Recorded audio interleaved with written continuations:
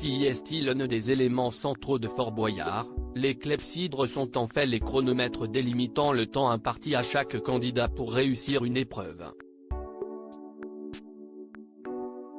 Mais ont-elles toutes la même dose de liquide? Vous n'avez peut-être jamais entendu parler des clepsydres, et pourtant, elles font partie intégrante de l'une des émissions les plus populaires de la saison estivale. Rassurez-vous, personne ne vous en voudra, puisque le terme n'est aujourd'hui que très peu utilisé.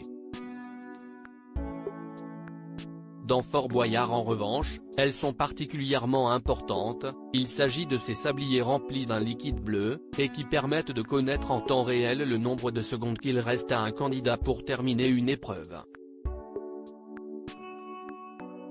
Il y en a beaucoup sur le fort. Les clepsydres font-elles toutes le même temps dans Fort Boyard? Toutes les épreuves ne sont pas concernées, mais si la clepsydre arrive à épuisement, la clé, ou l'indice, est définitivement perdue, et parfois, le candidat concerné peut se retrouver en prison. Pour autant, la quantité de liquide est-elle la même d'une épreuve à une autre? Télé Loisirs a posé la question à la production et voici la réponse. On calibre.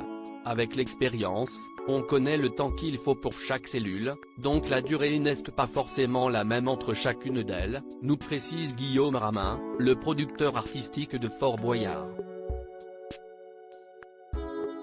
Il va même plus loin et ajoute que le temps donné aux aventuriers du fort varie, à la louche, cela va de 1 minute 30 à 4 minutes 30.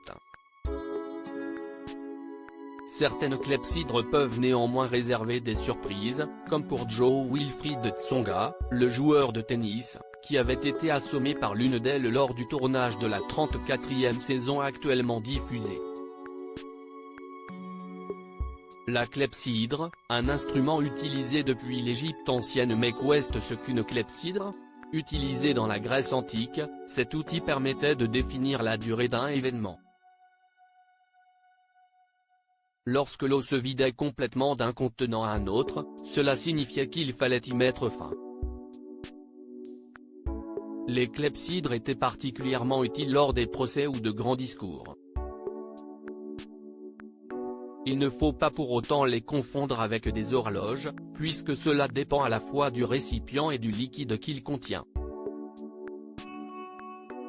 Plus le trou est petit pour faire passer l'eau, moins celle-ci s'écoulera vite, et plus il y a d'eau, plus il y aura de temps accordé à l'orateur.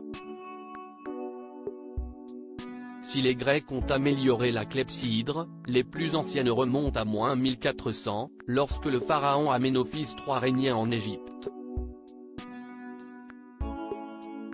Dans Fort Boyard, le principe est donc toujours le même, mais la production utilise des sabliers remplis d'un liquide bleu et âpre pour rendre le tout plus logique aux yeux des téléspectateurs.